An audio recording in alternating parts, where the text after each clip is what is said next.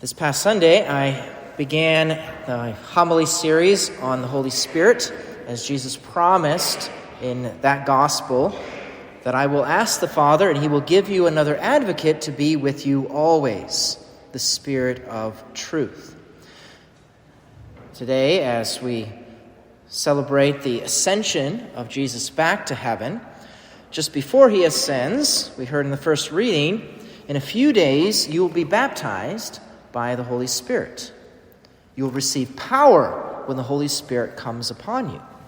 So today the Ascension begins the first novena, 9 days of prayer from Jesus' return to heaven until the descent of the Holy Spirit on Pentecost.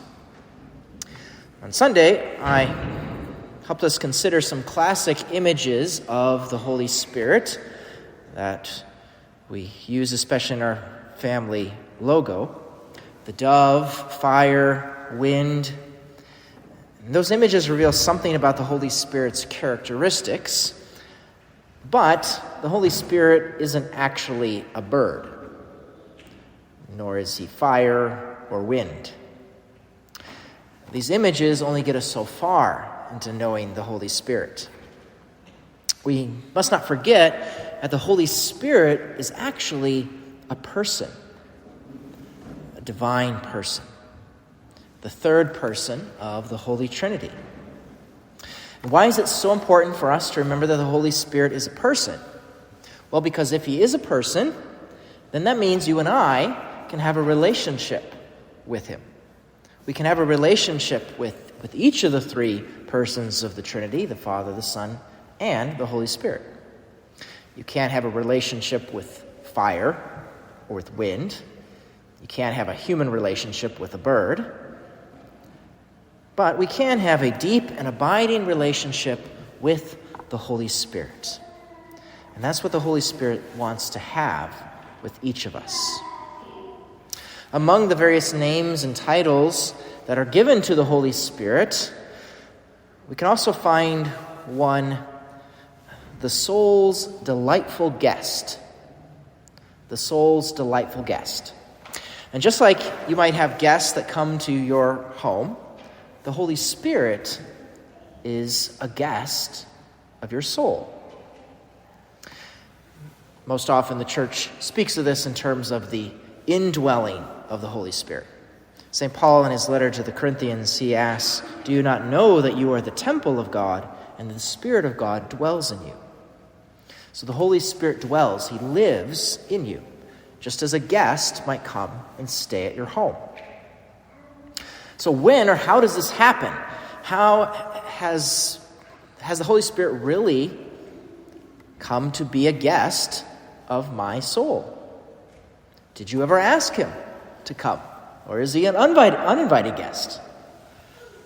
Well, the Spirit was indeed invited to your soul at baptism.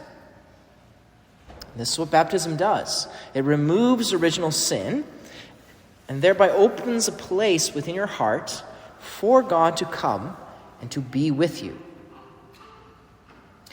From baptism, the Holy Spirit became your delightful guest. Perhaps, though, at times we don't really think too much about that. Maybe we even ignore the presence of this guest. But the Holy Spirit, he's been there all along. He comes at baptism, and then there's a greater outpouring of his graces that come to us through confirmation. And this is a pretty amazing thing for us to think about, that the Holy Spirit, he's not just out there somewhere, but he's within. He acts within each person. He's that close and intimate. He's also called the soul's delightful guest. Delightful.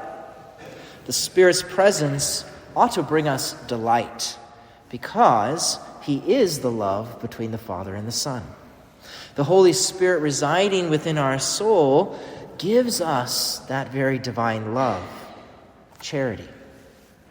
So the first gift that comes from God, who is love itself. The indwelling of the Holy Spirit initiates this beautiful gift exchange, that God gives love and that we return back to him love or charity as well. What happens when love gives himself his very life of love? Well, just think about what happened to the Blessed Virgin Mary, who was the most open to receiving the Holy Spirit. By the power of the Holy Spirit, Mary conceived Jesus within her womb. And we too conceive Jesus in us through the Holy Spirit. Our hearts become more like him, become other Christs, become Christians. So during these 9 days of novena especially, renew your openness for the Holy Spirit to be the guest of your soul. Come, Holy Spirit.